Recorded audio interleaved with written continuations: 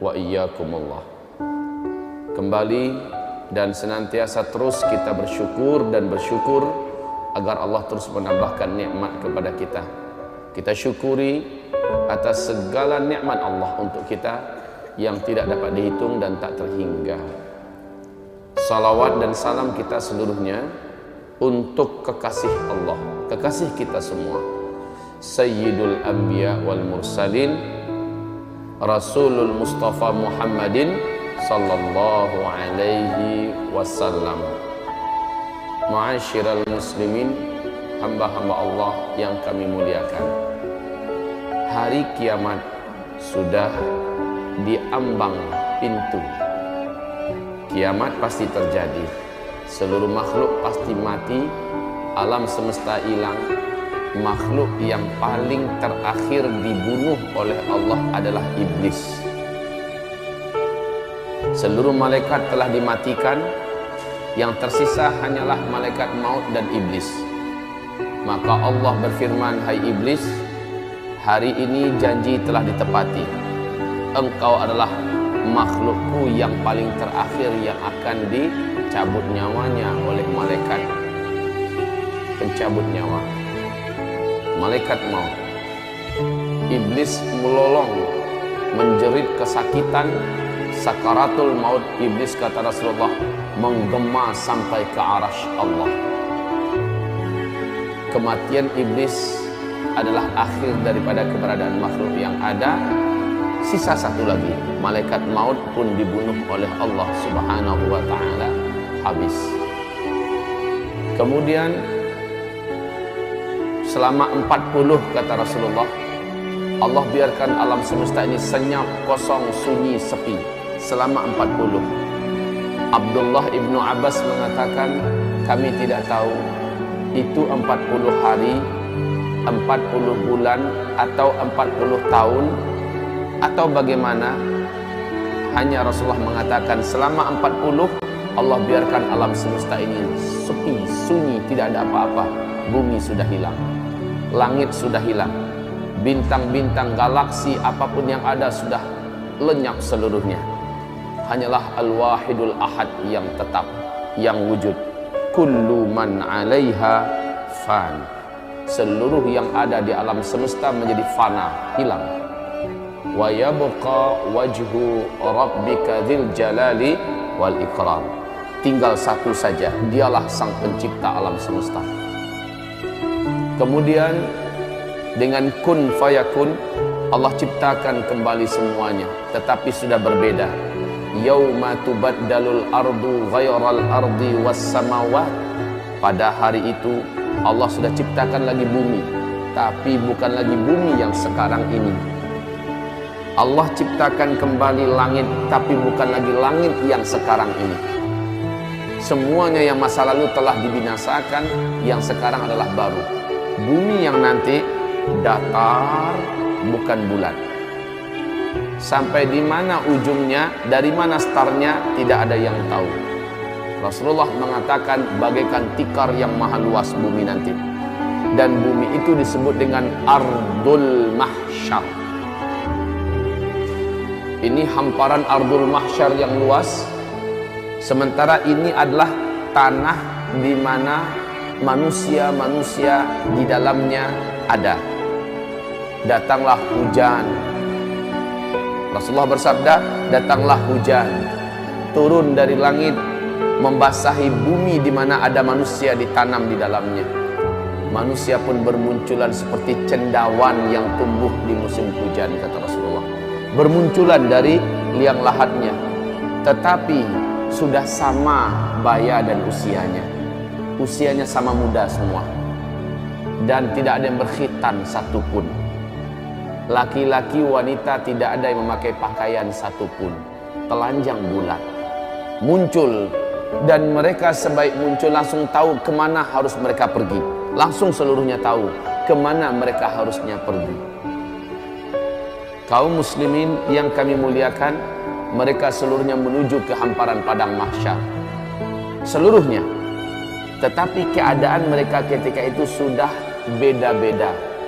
Rasul mengatakan, umatku saat itu ada 10 macam bentuk.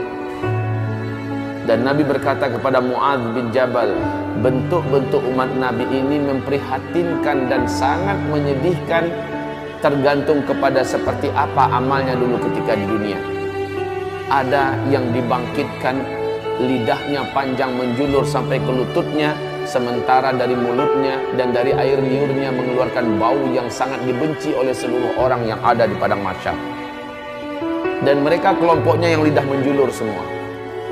Ada yang dibangkitkan tangannya yang berjalan, kakinya yang di atas.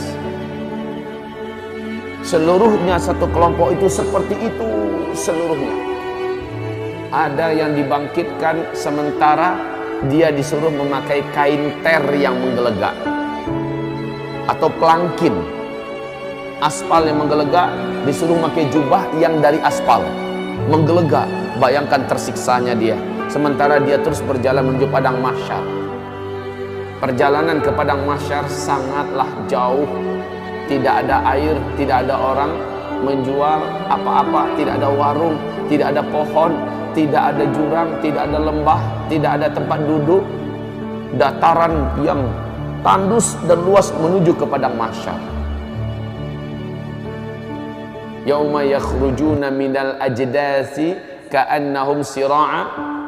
Pada hari itu mereka keluar seolah-olah mereka seperti belalang, lalu meluncur ke tempat di mana mereka harusnya berkumpul.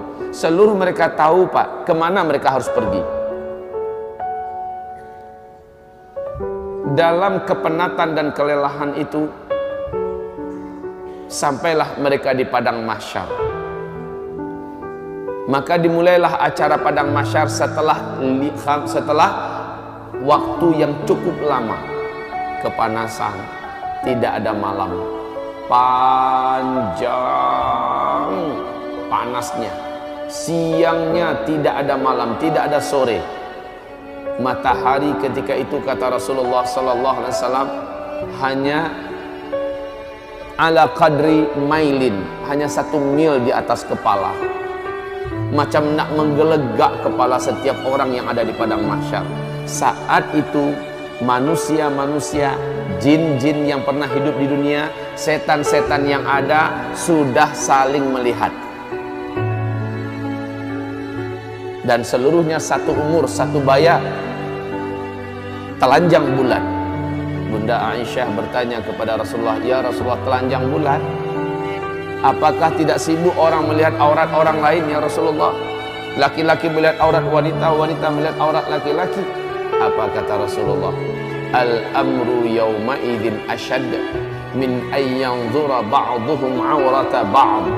Pada hari itu saking menegangkannya pemandangan dan keadaan, sampai-sampai tidak terfikir lagi tentang aurat dirinya dan aurat orang lain. Enggak selera sama sekali ngelihat aurat dirinya dan ngelihat aurat orang lain.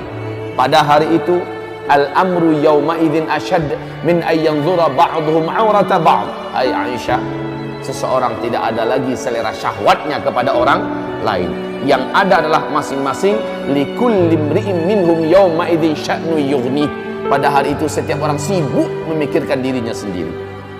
Padang mahsyar terhampar luas, panas garang, tidak ada tempat duduk. Hamparan padang mahsyar waktu itu putih, kata Rasulullah, pasir yang putih, lurus, datar, luasnya tidak seperti tidak ada ujung dan tidak ada tepi. Manusia bingung nak buat apa. Lalu dalam waktu yang tidak jelas, bukan sehari dua, Pak, dipanggang oleh terik matahari, bukan sehari dua, bukan semalam dua malam karena tidak ada malam, bukan sebulan dua bulan, bukan setahun dua tahun, puluhan tahun, bahkan ratusan tahun sampai ribuan tahun. Di padang mahsyar nggak jelas mau buat apa. Akhirnya manusia panik, seluruh jin dan setan panik. Mereka meminta dengan penuh harap, apa yang mesti kita buat? Seluruh manusia berkata, bagaimana kalau kita datang pada nenek moyang kita, Adam alaihissalam, kita minta agar dia mendoakan acara padang mahsyar dimulai. Datanglah manusia yang ada kepada Nabi Adam. Wahai atuk moyang kami, wahai Adam, Sudah lama kami di padang mahsyar, tak jelas dan tak tahu apa yang akan berlaku dan terjadi. Tolong doakan kepada Allah Rabbul Alamin agar acara dimulai. Adam berkata, bagaimana saya akan mendoakan untuk kalian kepada Allah? Saya sendiri pun hari ini entah selamat entah tidak. Dulu saya dilarang oleh Allah agar jangan mendekati pohon di dalam surga, ternyata malah saya makan buahnya. Hari ini saya selamat atau tidak? Pak, wallahi demi Allah, Bapak Ibu, saat itu tidak ada orang yang berpikir tentang amal solehnya dulu. Sudah tidak ada. Orang hanya mengingat dosanya saja. Setiap orang hanya ingat dosanya saja. Orang lupa kalau dia dulu pernah haji. Orang lupa kalau dulu dia pernah sholat, dia pernah puasa. Lupa, yang dia ingat hanya dosanya saja. Adam berkata, maaf, saya tidak bisa mengapa-apa, tidak bisa membantu kalian, tidak bisa mendoakan kalian. Oh nafsi, wah nafsi, wahai jiwaku, wahai diriku. Maksudnya saya ini selamat atau tidak? Wahai diriku, wahai diriku. Pergilah kalian kepada Ibrahim, dia adalah Khalilullah, dia adalah teman Allah. Mintakan agar dia yang berdoa kepada Allah. Semoga acara di padang mahsyar dimulai. Manusia pun berbondong-bondong meninggalkan Adam menuju mencari Ibrahim. Saat berjumpa dengan Ibrahim, mereka memohon dengan permohonan yang sama. Sama jawaban Ibrahim. Dulu di dunia saya telah berdusta sebanyak 3 kali. Hari ini saya tak tahu lidah yang telah berdusta ini ketika berdoa Allah dengarkan atau tidak. Jangan-jangan saya pun tidak selamat. Minta maaf, saya tidak bisa membantu kalian apa-apa. Saya tidak bisa. Dia berdusta 3 kali. Pada Rasulullah mengatakan dusta Ibrahim waktu di dunia dulu hak, dusta yang benar. Tetapi Ibrahim menyulitkan, menganggap itu sulit buat dirinya nanti pada hari kiamat. Bagaimana dengan kita yang betul-betul berdusta di atas kebatilan? Sementara Ibrahim berdusta di atas kebenaran, dia rusuh dan gelisah tentang dirinya. Pergilah kalian kepada Musa, dia adalah kalimullah, minta kepadanya. Dialah teman bicara Allah dulu di dunia, agar dia yang berdoa kepada Allah, acara ini segera dimulai. Ketika manusia mulai meninggalkan Ibrahim, kata Rasulullah, Ibrahim berkata, wah nafsi, oh diriku, oh diriku. Manusia sampai berjumpa akhirnya dengan Musa setelah pencarian yang lama. Setelah berjumpa, wahai Musa, bla bla bla bla bla. Musa berkata, aku dulu di dunia membunuh orang, hari ini aku selamat atau tidak? Minta maaf, saya tidak bisa membantu kalian. Berdoa kepada Allah untuk kalian. Hari ini saya entah selamat entah tidak. Pergilah kalian kepada Isa, dia adalah Ruhullah, orang yang tidak pernah buat salah, orang yang tidak pernah buat dosa. Isa, pergilah kalian kepadanya. Maka manusia pun mencari di mana Isa. Seluruh manusia menyebar mencari di mana Isa. Saat Isa ditemukan, mereka langsung memohon. Lagi-lagi jawaban Isa adalah minta maaf. Bukan wewenang saya pada hari ini untuk menolong kalian agar acara padang mahsyar dimulai. Lalu kaum muslimin, pergilah kalian kepada Habibullah, kekasih Allah, Sayyidul Anbiya wal Mursalin, Muhammad sallallahu alaihi wasallam. Minta kepadanya agar dia berdoa kepada Allah supaya acara dimulai. Manusia pun datang berbondong-bondong ketemu dengan Nabi Muhammad. Mereka memohon. Apa kata Nabi Muhammad? Saya orangnya. Saya orangnya pada hari ini diberi wewenang untuk menolong kalian. Maka kata Rasulullah, saya pun sujud dengan sujud yang lama, sujud yang dalam dan panjang. Akhirnya Allah berkata, hai Muhammad, angkatlah kepalamu, utarakan apa yang engkau mau, permintaanmu pasti dikabulkan. Nabi Muhammad pun mengangkat kepala dan berdoa, ya Allah, telah lama kami di padang mahsyar. Sesungguhnya hamba-hambamu ini sudah patut dan pantas untuk mulai diurus. Ya Rab, mulailah acara padang mahsyar. Allah pun mengabulkan berkat doa Nabi Muhammad. Acara padang mahsyar dimulai. Bagaimana tandanya? Awan datang, lalu awan itu bersibak. Malaikat turun bersaf-saf dari langit. Waja'al malaku wal malaku, dan para malaikat datang saffa, dalam keadaan bersaf-saf. Seluruh malaikat diam, mulut mereka terkunci, sementara mereka bagaikan raksasa-raksasa yang sangat perkasa di hadapan jin dan manusia yang ada di hamparan padang mahsyar. Malaikat berbaris-baris bala tentara Allah yang perkasa-perkasa, diam seperti ketakutan, pucat tegang. Malaikat saja tegang, Pak. Ketika acara dimulai, la haula wala quwata illa billah, seluruh manusia mulai tertunduk ketakutan, khususnya orang kafir. Ternyata apa yang dijanjikan Allah dulu ternyata benar.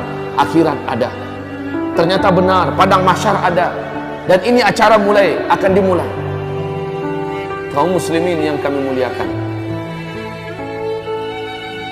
berbagai macam keadaan manusia di pemandangan padang mahsyar. Kalaulah kita ada waktu, inginnya saya bercerita tentang dahsyatnya padang mahsyar, tapi waktu kita bukan untuk membahas itu sekarang. Rasulullah bersabda, akhirnya yang akan masuk neraka sudah diputuskan siapa-siapa orangnya. Mereka pun digiring dengan paksa oleh para malaikat-malaikat yang perkasa. Beberapa di antara mereka mencoba melarikan diri. Di mata malaikat yang mencoba melarikan itu ibarat kutu-kutu kecil. Kemana mau lari? Disentil kembali. Ada yang diambil, ditendang. Kaum muslimin yang kami muliakan, akhirnya mereka diseret, lalu dibawa dan dilemparkan ke dalam neraka.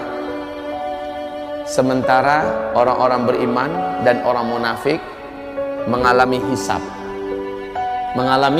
hisab. Setelah proses hisab, dinampakkan amalan mereka, ditanya. Setelah itu mereka ditimbang amalannya. Setelah itu mereka digiring untuk menuju ke suatu daerah yang maha gelap. Daerah tersebut diawali oleh pintu yang maha besar, bab. Di dalam surah Al-Hadid Allah ceritakan pintu itu di bagian luarnya terang, di bagian dalamnya gelap. Manusia disuruh masuk. Ketika mereka masuk, gelap gulita. Khusus orang yang beriman langsung bercahaya tubuhnya. Ada yang cahaya satu orang sebesar gunung besar cahayanya. Langsung terang benderang. Padahal dia satu orang. Ada yang satu orang hanya sebesar bukit cahayanya. Ada yang satu orang sebesar onta cahayanya. Ada yang satu orang, kata Rasulullah, hanya sebesar tangan ini cahayanya. Ada yang satu orang hanya sebesar jari telunjuk saja cahayanya. Ada yang satu orang sebesar ruas kukunya saja cahayanya. Ibarat lampu yang kecil itu, sebesar itu yang dia punya.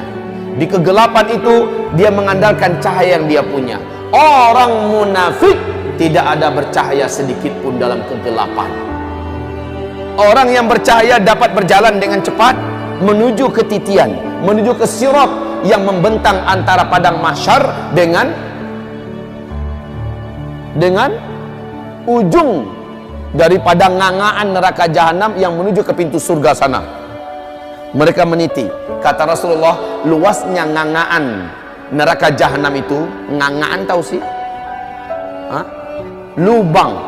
Luasnya, kata Rasulullah, seandainya seluruh galaksi yang ada, seluruh apa yang ada di alam semesta dimasukkan ke dalam muat, saking besarnya, Pak.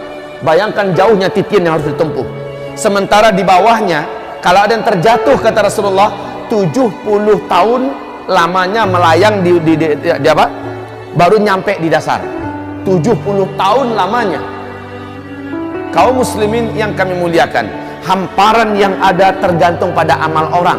Ada yang hamparannya besar dan luas, dia bisa melaju dengan kecepatan tinggi. Rasulullah bersabda, orang-orang bergelantungan kebanyakan. Nampak dipandang, satu orang itu punya satu titian, bukan satu titian untuk bersama. Satu orang punya satu titian. Titian itu tergantung pada amalnya. Ada yang titiannya menjadi kecil dan setajam mata pedang. Itu yang harus ditempuhnya. Sementara orang yang macam ini adalah dosanya banyak dulu di dunia dan dia seorang yang beriman kepada Allah. Dosanya banyak, amalnya sedikit. Sementara kata Rasulullah, di atas titian itu dari bawah menyambar semacam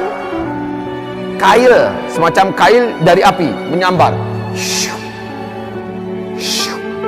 Menyambar-nyambar. Sementara dari atas menyambar lagi yang lain. Betul-betul dalam keadaan diuji. Dan kaum muslimin, panasnya hawa dan asap neraka jahanam itu gelap, Pak. Gelap.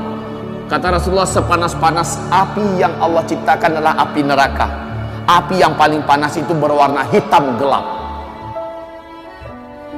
Orang berjalan, api di bawah panas. Bapak kebayang nggak? Pernah coba nasi yang sedang menggelegak, buka tutup periuknya, lalu hamparkan di atasnya pensil antara, coba jadikan ibarat jembatan, jalankanlah jari bapak seperti itu, agak santai. Sementara nasinya menggelegak, gimana rasa panas? Mungkin kita akan menjerit, kesakitan, kepanasan. Itu baru menggelegaknya nasi yang kita rebus, beras yang kita rebus. Bagaimana dengan panasnya asap api neraka? Wedus Gembel yang pernah menghanguskan Bah Marijan, waktu bertiup kemarin itu panasnya 600 derajat Celcius. Apapun yang dilewatinya masak langsung, Pak, angus. Itu baru Wedus Gembel Gunung Merapi. Bagaimana dengan dari dasarnya kawah neraka jahanam? Makanya para sahabat menangis dan menggigil membayangkan nasib mereka. Wa im minhum illa wariduha. Tidak ada satupun dari orang-orang yang hidup di bumi ini yang beriman kepada Allah illa melainkan pasti akan sampai ke neraka dan melewatinya. Para sahabat berkata, "Ya Rasulullah, berarti kami akan masuk neraka?" Kata Rasul, "Bukan, tapi kamu akan melewati neraka itu di atasnya. Panasnya tetap, Pak, terasa bagai dipanggang." Tak mampu dibayangkan, bagai dipanggang. Sehingga kata Rasulullah, orang nyampe seberang sana agak seperti hangus bentuknya.